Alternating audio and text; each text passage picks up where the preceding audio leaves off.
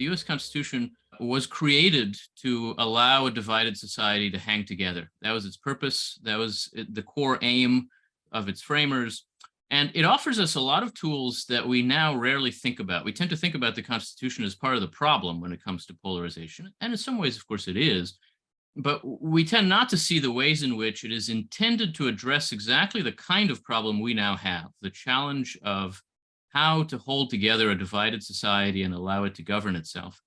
And the Constitution assumes that division. It assumes that we will always be a diverse society and, in some important respects, a divided society.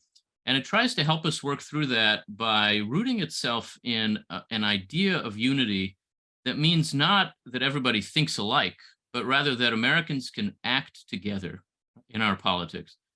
Almost every element of the Constitution, one way or another, is an answer to the question, given that we don't all think alike, how can we act together? That's why it balances powers and forces and factions the way that it does. That's why it tries to find a balance between majority rule and minority rights. That's why it puts negotiation and competition and a kind of productive tension at the center of everything that it does. It assumes that the purpose of our politics is always going to resolve disputes and work through disagreements. I do think it's important to see that this was the problem that the convention was trying to address, that the core challenge was how do we not fall apart? And if you look at the Federalist Papers, the first 16 of the Federalist Papers are actually all about why we need union and why we should not welcome the dissolution of the union that had seen the American Republic through the war and the early post-war years.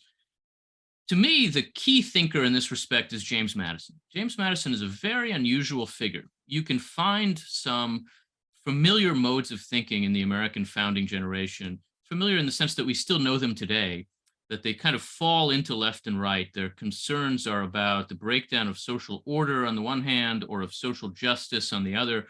So, for example, Alexander Hamilton, who certainly cooperates both in thought and action with Madison in those early years, thinks especially about social order. Hamilton is worried about chaos and a government that is too weak to maintain order.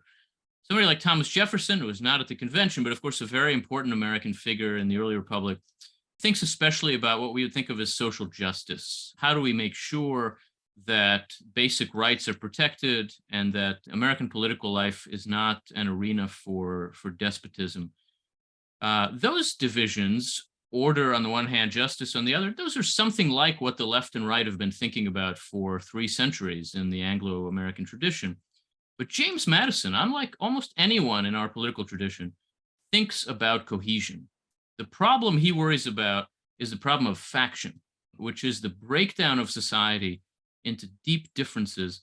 Now, faction can lead to injustice, and Madison worries about that very much. It can lead to majority tyranny, and a majority faction is particularly dangerous. Faction, of course, can also lead to chaos. That's in a sense where it points.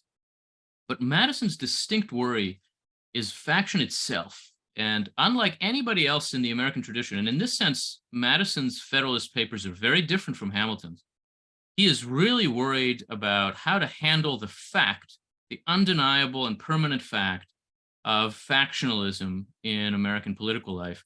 So that this will be an argument that really rings and echoes with Madison. Madison is all over the argument because unlike anybody else in that generation, and I would say more than anybody else since, Madison is the political theorist of national cohesion in a diverse republic.